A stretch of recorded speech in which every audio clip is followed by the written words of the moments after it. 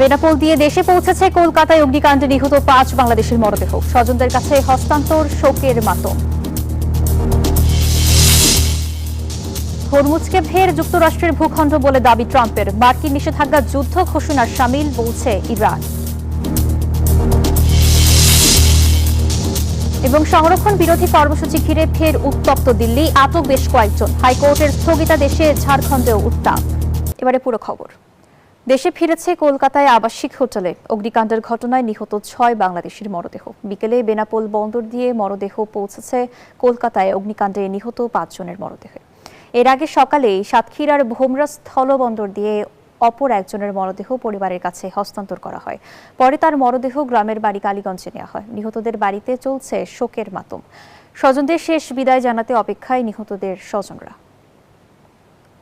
Hormuz প্রণালীকে ফের যুক্তরাষ্ট্রের ভূখণ্ড হিসেবে দাবি করলেন মার্কিন প্রেসিডেন্ট ডোনাল্ড ট্রাম্প। সেই সঙ্গে তেহরানের ওপর কঠোর অর্থনৈতিক নিষেধাজ্ঞা আরোপের হুমকিও দিয়েছেন তিনি। তবে মার্কিন নিষেধাজ্ঞাকে যুদ্ধ ঘোষণার শামিল বলছে ইরান।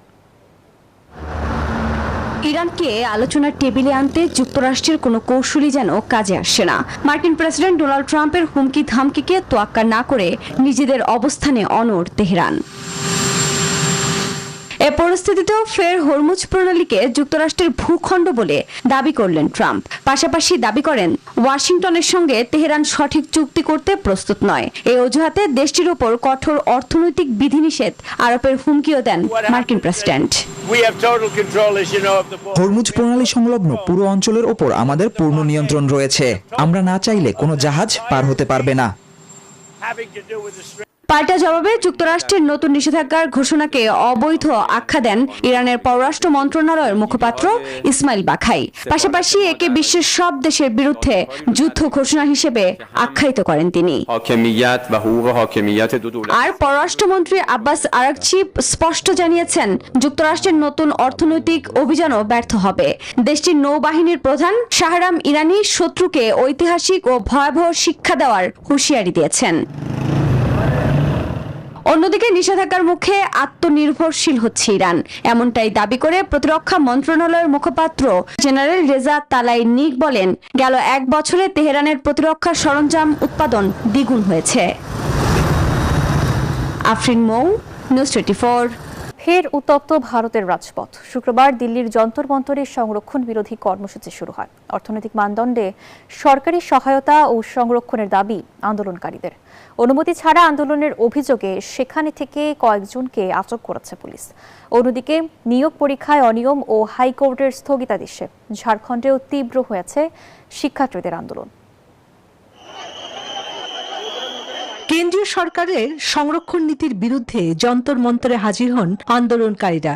এই কর্মসূচিতে পূর্ব অনুমতি না থাকা সত্ত্বেও বিক্ষোভকারীরা জড়ো হন অভিযোগ দিল্লি পুলিশের। এই অভিযোগে বেশ কয়েকজনকে আটক করে দিল্লি পুলিশ ও র্যাপিড অ্যাকশন ফোর্স। বিক্ষোভকারীদের অভিযোগ, বর্তমান সংরক্ষণ ব্যবস্থায় আর্থিকভাবে পিছিয়ে থাকা অনেক মানুষ প্রয়োজনীয় সুযোগ সুবিধা থেকে বঞ্চিত হচ্ছেন। তাদের দাবি, সরকারি সহায়তা ও সুযোগ দেওয়ার ক্ষেত্রে জাতপাতের পরিবর্তে অর্থনৈতিক অবস্থাকেই মূল ভিত্তি করা হোক। আমাদের দাবি সংরক্ষণ ব্যবস্থায় সংশোধনী আনা হোক। পুলিশ জোর করে আমাদের তুলে নিয়ে যাচ্ছে, কিন্তু আমরা এখান থেকে যাব না। এর আগে সামাজিক যোগাযোগ মাধ্যমে দেশ জুড়ে সমর্থকদের সংগঠিত করে এই কর্মসূচির ডাক দেয়া হয়। নির্ধারিত কর্মসূচিতে অংশ নিতে বিভিন্ন এলাকা থেকে যন্তর মন্তরে জড়ো হন আন্দোলনকারীরা। এতে ফের উত্তপ্ত হয়ে ওঠে ভারতের রাজধানী। শুধু দিল্লি নয়, শিক্ষার্থীদের আন্দোলনে উত্তপ্ত ঝাড়খণ্ড। নিয়োগ পরীক্ষার অনিয়ম এবং হাইকোর্টের স্থগিতাদেশকে কেন্দ্র করে তীব্র হচ্ছে চাকরি প্রার্থীদের ক্ষোভ। বিক্ষোভকারীদের অভিযোগ, মামলায় সরকারের দুর্বল আইনি লড়াই এবং প্রতিশ্রুতি পূরণে ব্যর্থতার কারণেই তৈরি হয়েছে এই সংকট। এই অভিযোগে মুখ্যমন্ত্রী হেমন্ত সোরেন ও কংগ্রেস নেতা রাহুল গান্ধীকেই বিশ্বাসঘাতক আখ্যা দেন আন্দোলনকারীরা। চন্দ্রা, নিউজ 24। অধিকৃত পশ্চিম তীরে ফিলিস্তিনিদের ওপর ইসরায়েলি বসতি স্থাপনকারীদের ধারাবাহিক হামলা বেড়েই চলেছে। এটি শুধু ফিলিস্তিনিদের নিরাপত্তা সংকট নয়, ইসরায়েলের জন্য তৈরি করছে বড় ধরনের রাজনৈতিক চাপ। হেব্রন সহ বিভিন্ন এলাকায় হামলা, অগ্নিসংযোগ ও প্রাণহানির ঘটনায় আন্তর্জাতিক সমালোচনা বাড়ছে। জাতিসংঘ বলছে, বেসামরিক নাগরিকদের সুরক্ষা নিশ্চিত করা এবং হামলার সঙ্গে জড়িতদের জবাবদিহির আওতায় আনা জরুরি।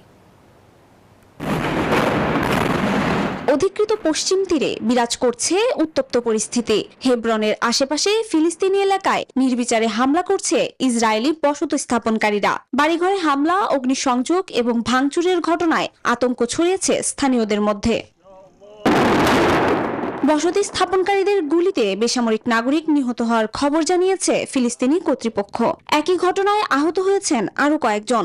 যদিও ইসরায়েলি সেনাদের দাবি, ঘটনার আগে তাদের পাথর নিক্ষেপ করা হয়েছিল। এদিকে জাতিসংঘের মানবাধিকার দপ্তর জানায়, হামলা, জমিতে প্রবেশে বাধা এবং ভয়ভীতি দেখানোর মতো ঘটনা নিয়মিত ঘটছে। সংস্থাটি সতর্ক করেছে, সহিংসতার মাত্রা বাড়তে থাকলে অপরাধীদের জবাবদিহিতার জন্য প্রস্তুত থাকতে হবে। আন্তর্জাতিক আইন অনুযায়ী সকল ফিলিস্তিনিকে সুরক্ষা দিতে হবে এবং অপরাধীদের অবশ্যই জবাবদিহিতার আওতায় আনতে হবে। এমনকি ইসরায়েলি মানবাধিকার সংগঠন ইয়েশদিন জানিয়েছে, বসতি স্থাপনকারীদের হামলা এখন শুধু প্রত্যন্ত এলাকাতেই সীমাবদ্ধ নেই, ফিলিস্তিনি শহর ও জনবসতির দিকেও বিস্তৃত হচ্ছে।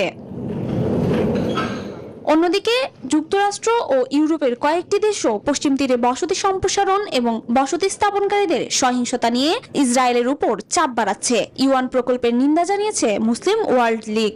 তাদের আশঙ্কা, পদক্ষেপটি ভবিষ্যতে একটি কার্যকর ফিলিস্তিনি রাষ্ট্র প্রতিষ্ঠার সম্ভাবনাকে আরও কঠিন করে তুলতে পারে। চৈতি রয়, নিউজ 24।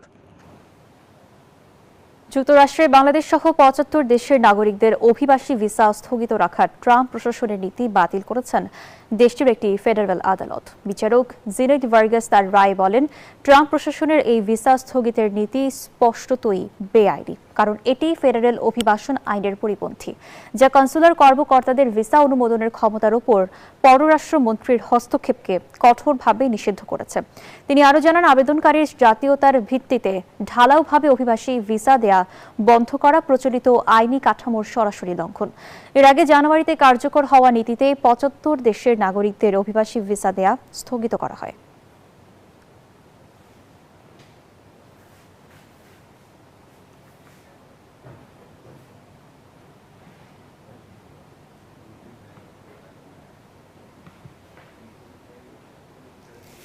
ইউক্রেনের ক্রিভিরি শহরের শপিং মলে রাশিয়ার ভয়াবহ ড্রোন হামলায় নিহত হয়েছে অন্তত ১৬ জন, আহত হয়েছে আরও ১৩০ জন, যাদের মধ্যে ২৩ জন শিশু রয়েছে।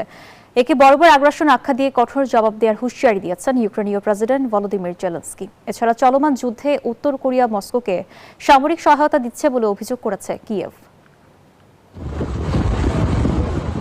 দিনের আলোতে একের পর এক বিস্ফোরণে কেঁপে ওঠে ইউক্রেনের মধ্যাঞ্চলীয় শহর ক্রিভিরি। রুশ ড্রোনের আঘাতে মুহূর্তেই আগুন ধরে যায় শহরের একটি শপিং মলে। ইউক্রেনীয় কর্মকর্তাদের দাবি, হামলা হয় ২ দফায়। প্রথম হামলায় ভবনটিতে আগুন ছড়িয়ে পড়ার পর উদ্ধার কাজ শুরু হলে দ্বিতীয় দফায় আবারও ড্রোন আঘাত হানে। এতে নারী ও শিশুসহ বহু হতাহত হন। হামলাকে নিষ্ঠুর ও জঘন্য আখ্যা দিয়ে প্রতিশোধ নেয়ার হুঁশিয়ারি দিয়েছেন ইউক্রেনের প্রেসিডেন্ট ভলোদিমির জেলেনস্কি। হামলাটি পরিকল্পিত ও জঘন্য ছিল। নিহতদের পরিবার ও প্রিয়জনদের প্রতি আমার সমবেদনা। এটি রুশ বর্বরতার এক চরম নিদর্শন, যার উচিত জবাব দেওয়া হবে। এর আগে ইউক্রেনীয় হামলায় ক্ষতিগ্রস্ত হয় রাশিয়ার একটি তেল শোধনাগার। জ্বালানি স্থাপনায় লাগাতার এই আক্রমণের জবাবে পাল্টা হামলা, এমন আলোচনা চললেও দায় স্বীকার করেনি মস্কো। অন্যদিকে ইউক্রেনীয় গোয়েন্দাদের দাবি, রাশিয়াকে দেয়া সামরিক সহায়তা বাড়িয়েছে উত্তর কোরিয়া। পিয়ংইয়ং এর হাজারো সেনার দক্ষতা মস্কো ড্রোন স্কোয়াডকে আরও সমৃদ্ধ করেছে দাবি তাদের, যদিও তা নাকচ করেছে পিয়ংইয়ং। নীরব দাস, নিউজ 24। গ্লোবাল টাইমের পুরো আয়োজনের সঙ্গে থাকার জন্য ধন্যবাদ।